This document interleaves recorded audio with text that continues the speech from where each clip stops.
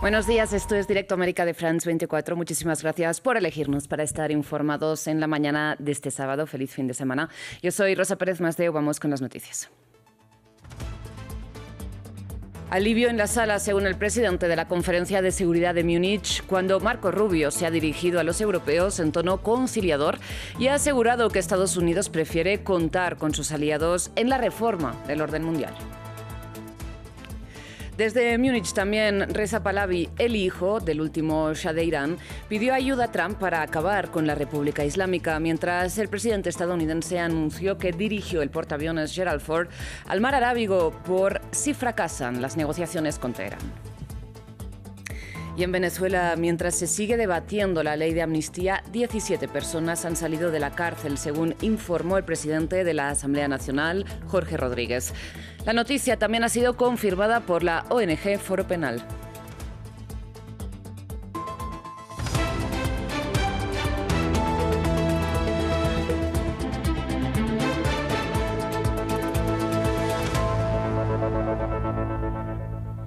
Empezamos en Alemania, donde el secretario de Estado de Estados Unidos, hablamos de Marco Rubio, se ha dirigido a la conferencia de seguridad de Múnich esta mañana ante un público europeo expectante, ¿no?, en medio de la crisis transatlántica que, recordemos, tocó techo con las amenazas de anexión de Groenlandia. Finalmente, el jefe de la diplomacia de Washington ha usado un tono más bien conciliador, pero ha mantenido la crítica al presunto declive civilizatorio de Europa. Conectamos a esta hora con nuestra enviada especial a Múnich, con Erika Olavarría. Erika, muy buenos días. Cuéntanos, ¿cuál sería tu balance de este discurso de Marco Rubio? Lima las asperezas entre Europa y Estados Unidos, que de hecho, recordemos, iniciaron sobre todo hace un año con ese discurso en Múnich también del vicepresidente J.D. Vance. Rosa, buenas tardes. En teoría sí, pues como tú lo mencionabas, los términos que usó Marco Rubio fueron mucho más diplomáticos que los de J.D. Vance hace un año. De hecho, él en la forma partió elogiando a Europa, a su cultura y cómo Estados Unidos justamente ha heredado esta cultura, la fe católica, dijo él, la misma lengua, algunas veces la misma sangre, que pelearon juntos en las mismas guerras. Sin embargo, rápidamente en el fondo el discurso que prevaleció es el discurso MAGA del presidente Donald Trump. Dice: nos equivocamos al ceder soberanía a las organizaciones internacionales, al evitar ciertas prácticas en nombre del cambio climático, mientras otros se desarrollaban o seguían utilizando energías fósiles. Nos equivocamos también al no controlar la inmigración, que ha destruido nuestra civilización. Él dice en ese sentido que Estados Unidos y Trump quiere hacer de su país una potencia de reconstrucción y por eso quiere invitar a Europa a participar de esta reconstrucción, porque son sus amigos, porque son sus hermanos, porque sus futuros están ligados. Pero entonces ahí está nuevamente, ¿no es cierto?, ese discurso del presidente Donald Trump. Lo dijo de manera más suave, más dulce, pero sigue siendo él mismo. Y además lo invita a Europa a fundar un nuevo orden internacional. Dice: la ONU ya no sirve para hacer frente a los problemas actuales, a los conflictos, y empieza a enumerar y a jactarse de que Donald Trump básicamente ha arreglado los problemas, ¿no es cierto?, en Irán, en Ucrania, en Medio Oriente. Así que dice, bueno, tenemos que refundar un nuevo orden. A veces, dice, nuestros consejos parece que son demasiado duros, pero es porque no queremos que los europeos y que la civilización europea muera. Es decir, dice él, que sobreviva la civilización. Recordemos que es así como lo mencionaban además en su estrategia de seguridad, que la civilización europea estaba muriendo, estaba en riesgo. Pues ese es entonces su llamado. ¿Es que caló hondo los líderes o no? Luego vinieron sobre todo, bueno, vino el ministro de Exteriores, chino, que inmediatamente dijo: sin Naciones Unidas, la ley de la selva. Y luego vinieron los europeos, Keir Starmer, y también a la presidenta de la Comisión Europea. Ellos en realidad reaccionaron más a la parte de: tenemos que hacer un mea culpa, tenemos que armarnos, ser más presentes en la OTAN, pero más bien por el lado de la defensa, aunque Marco Rubio dijo: no solamente es un aliado defensivo, también tendríamos que hacer más negocios, avanzar en la tecnología, en la inteligencia artificial y también hacer más inversiones en el sur global. Erika, pues quien no sabemos si piensa que el tema en Ucrania está arreglado es Volodymyr Zelensky, ¿no?, que comparece también este sábado en la conferencia.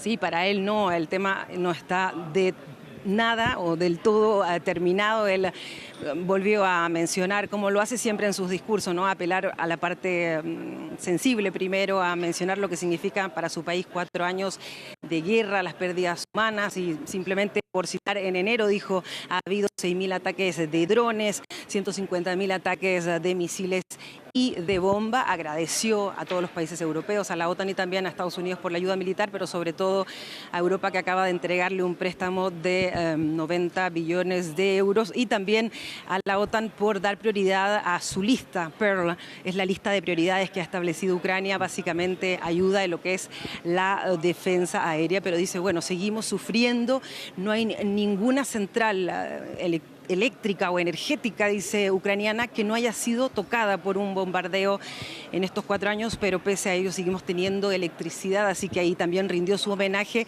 al pueblo ucraniano, con una crítica especial hoy a Irán, visto que hay manifestaciones aquí en Múnich diciendo que el régimen tiene que terminar, que por los drones de Irán, que no tiene ni frontera con Ucrania, están muriendo también a diario los ucranianos. Erika, pues muchísimas gracias. Nosotros seguimos hablando precisamente de Irán, que como bien decía nuestra enviada especial, también marca la agenda de la Conferencia de Seguridad de Múnich.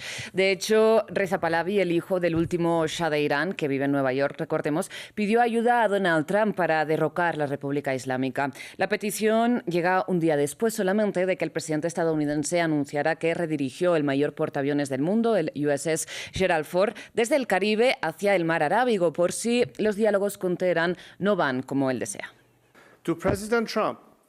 Al presidente Trump has desplegado una armada masiva y has señalado inequívocamente que el tiempo de la brutalidad está llegando a su fin. El pueblo iraní te escuchó decir que la ayuda está en camino y tienen fe en ti. Ayúdalos y la historia los registrará junto a ustedes, no solo con la nación iraní, sino también con los más grandes héroes del mundo. Mientras en Venezuela esta noche 17 personas han salido de la cárcel en el marco del proceso de amnistía, según declaró en su cuenta de X Jorge Rodríguez, el presidente de la Asamblea Nacional y también hermano de la presidenta interina del país, Delcy Rodríguez. La ONG Foro Penal ha confirmado esta información, mientras los familiares de los llamados presos políticos mantienen protestas a las afueras de una cárcel de Caracas. Nos amplía Juan Pupiales. Una promesa incumplida es la premisa a la que se acogen este grupo de manifestantes a las afueras de la cárcel de Zona 7. Son mujeres que se encadenaron y acampan en las inmediaciones de este penal en Caracas. Carmen es madre de José Reyes Farfán y le habla al presidente de la Asamblea Nacional, Jorge Rodríguez. A mí usted me lo prometió en mi cara, por favor, cumpla con su palabra. Necesitamos la liberación de nuestros familiares. Yo quiero a mi hijo libre y junto con él todos los que están allá adentro.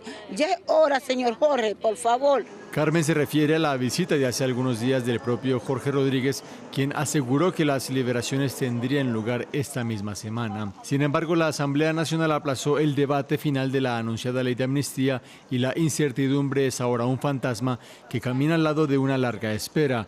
Así lo cuenta Sacharet Torres, hija de un detenido. Que se haga sentir que estamos desesperadas. Ya está bueno, ya mucho tiempo.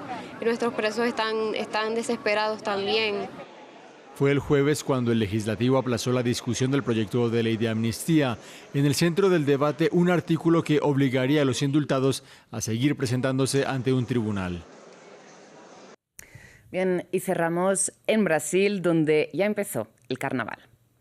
Este viernes el alcalde de Río de Janeiro entregó las llaves de la ciudad al Rey Momo, una ceremonia que marca el inicio oficial de una semana de fiesta en la que este año se esperan 8 millones de participantes, según las cifras citadas por la agencia de noticias EFE.